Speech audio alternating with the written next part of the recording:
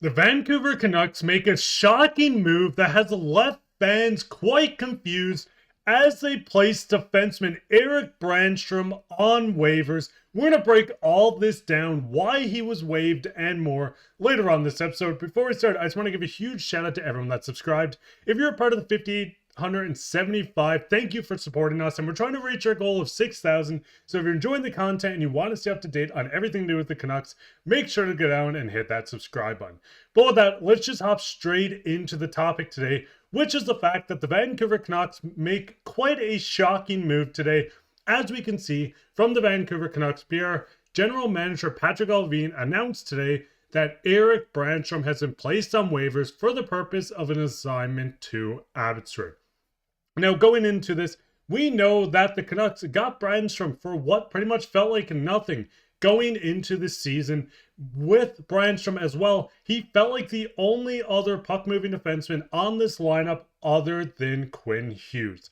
Looking at Brannstrom's stats, he has been scratched for quite a bit, and there's so much speculation flying around that maybe he was in the doghouse. 5'10", 25 years old, an RFA at the end of the year. Erik Brannstrom had 3 goals, 5 assists, 8 points, 33 shots in just under 15 minutes time on ice. Now looking at Brannstrom, as I said, he is an RFA at the end of going this. We've already seen him clear waivers quite a few times, but seeing Patrik Allvin put this guy down to Abbotsford with the risk of him being claimed by another team, as he has played enough games to be claimed by another team, but sending him down has been a little shocking. We've seen this team that has struggled to move the puck. This team is built of Quinn Hughes and a lot of physical shutdown defensemen that aren't amazing with, once again, moving the puck. Erik Brannstrom having a low cap hit of $900,000 does seem a little shocking of the choice to send down someone that can move the puck, still give you offense, get the puck on the power play if they give him time, but it seems like he was not getting any more time with this system. And with this send down, it does help him if he clears, as he can get games for Abbotsford. But going into the lineup without Erik Brannstrom, which feels like we haven't seen Brannstrom for the past 2 weeks, Hughes, Myers, Forbort, Soucy, Brisebois, and Juleson. The biggest thing with this, and one thing I really want to touch on, is the fact, yes, we're running a lot of left-handed defensemen right now. Yes, Brannstrom's a left-handed defenseman, but once they get Filip Hronek back into this lineup, who is currently assigned in Abbotsford to get his footing back, to get some reps with this team, it does seem like he's set to join this team just before this road trip ends, or the first game when the Canucks finally return home. When we're looking at the lineup, once Hronek returns to this team, it does seem like he'll slide straight back in on this top pairing with Quinn Hughes. You can rock the traditional Myers-Soucy second pairing. You can move Forbort down, playing with Juleson or Desharnais, depending on what the matchup is, what Rick Tocchet is really feeling that day, and depending on how they end up playing together. Once they get healthy, it does seem like Brannstrom's spot has been lost within this lineup.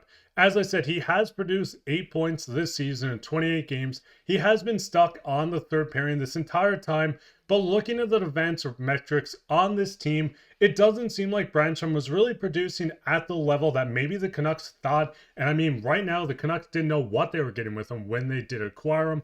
But looking at Erik Brannstrom, he sits 6 on expected goal differential on ice. He's sitting at a minus 2.2 on ice goal differential. He's a minus 2. There's a lot of names behind him in Derek Forbort, Tyler Myers, Noah Juleson, and Carson Soucy, who is not having a great season. Brisebois stepped in and has statistically put up a better outing on the defensive end than Erik Brannstrom. It does help that he did play in that game, and I do want to say, what a game versus Toronto for the shutout the other night. Shout out to Lincoln, and we will touch on that in a little bit. But looking at these advanced stats, first thing I want to say is, please, for the love of God, get Quinn Hughes some help. His on-ice goal differential, his on-ice expected goal differential is nearly tripling. It is tripling everyone else on this list. But the biggest thing is, once you get Hronek back in this lineup, once you get Hronek back with Quinn Hughes, maybe he plays with Soucy if Myers continues to play well with Quinn Hughes on this top pairing. It does seem like, once again, we're not going to see Brannstrom be able to get in this lineup, and we haven't seen him in this lineup even with injuries. Now looking at this, The Canucks do save a bit of money. Projected cap space is $729,000. Current cap space just under $1.5 million. Brannstrom's $900K will be sent down to the minors with some of this coming off the books. But they do still have room on the trade deadline cap space of nearly $3.5 million, which they still occur more of this day after day, game after game, when they continuously call people up and send them down. They're going to have money to go out and pick up another defenseman or another forward if the team feels like they are a few pieces away. As bad as the Canucks have felt this year, they still are fighting for a playoff spot. They're still playing well, dealing with so many injuries. They haven't had Hronek in this lineup. They've missed Quinn Hughes for a few games. Petey was out, JT Miller was out, Brock was out, Demko was out. The list goes on. This team did look like what they did last year when they played the Toronto Maple Leafs last night, and this is without Hronek back in the lineup. I want to give some flowers to Elias Pettersson for his Selke performance on how well he played. If you read any of the post-game articles, everyone on the bench was screaming Selke at Petey as well as he played. JT Miller had a good game. Quinn Hughes has always looked good. This is a guy that is the Norris winner for a reason and is going to go back-to-back with the Norrises.